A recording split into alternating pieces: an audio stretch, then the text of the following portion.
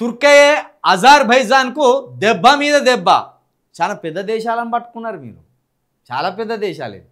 అసలు పాకిస్తాన్ తోటి యుద్ధం రాకపోతే, యుద్ధం కాదు, పాకిస్తాన్ తోటి ఈ ఉగ్రవాద చర్యలకు సంబంధించి సమస్య రాకపోతే ఈ రెండు దేశాలు ఉన్నాయని మనకైనా తెలుసా? అది పెద్ద దేశాలు అవి, దాని మీద దెబ్బ మీద దెబ్బేసినావు అని చెప్తాను. అమెరికా మీద దెబ్బ కొట్టరా అంటే దేని మీద దెబ్బ కొట్టినావు? ఏనుగు మీద కొట్టవలసిన దెబ్బ ఎలుక మీద కొట్టి నేను ఎలుకని చంపినా అన్నాడు ఆటోడు. ఈ మత్తేసుగాలారా మళ్ళీ ఎంత పెద్దగా రాజుకొచ్చింది దీనికి. బైకాట్. తుర్కియా దేశమే అజర్బైజాన్ దేశమేనా? ఈ రెండు దేశాలను దేశాల లెక్క పరిగణించి మోడీ సంకలు గుద్దుకుంటాడా? పక్కనున్న పాకిస్తాన్ తోటి కొట్టాలరా నాయన అంటే అజర్బైజాన్ తుర్కియా మీద మేము దెబ్బ కొట్టినామంటారు.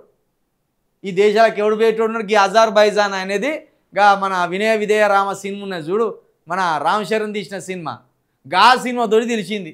అక్కడ క్లైమాక్స్ ఫైట్ చేసిండు, దానివల్ల అజర్బైజాన్ అనే ఓ దేశం ఉన్నదని తెలిసింది. చిన్న దేశం, దాన్ని దేశం అని రాసుకొచ్చింది. ఇక తుర్కియా అంటే దాంట్లో ఆ పేరులోనే నెగిటివ్ సెన్స్ ఉన్నది. పాక్కు మద్దతు ఇచ్చిన రెండు దేశాలకు భారత్ ట్రేడర్ల షాకులు. ఆ దేశాలతో అన్ని రకాల వ్యాపారాలు బంద్ చేయాలి. ఆల్ ఇండియా ట్రేడర్స్ సమావేశం తీర్మానం.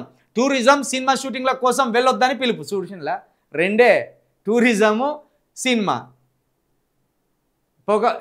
ఏమున్నది ఆడ పాడై టూరిజం రోజు పోతారా టూరిజం వాళ్ళు? ఇక పని పాట లేకుండా రోజు పోతారా ఆడికి? సినిమా షూటింగ్లకు రోజు పోతారా?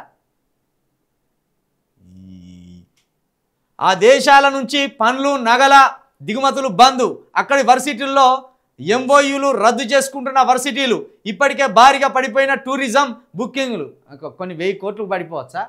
భారీగా అంటే లెక్క చెప్పని ఉంటుంది. వాళ్ళ ఆ దేశాలకు ఎంత నష్టం వచ్చిందో లెక్క చెప్తే అప్పుడు ఆ దేశాలు ఎంత పెద్ద దేశాలో తెలిసేటి. బుడ్డ దేశాలను పట్టుకొని వాటి మీద ప్రతాపం చూపెడుతూ మేము గెలిచినామా అంటే మేము గెలిచినామంటాను.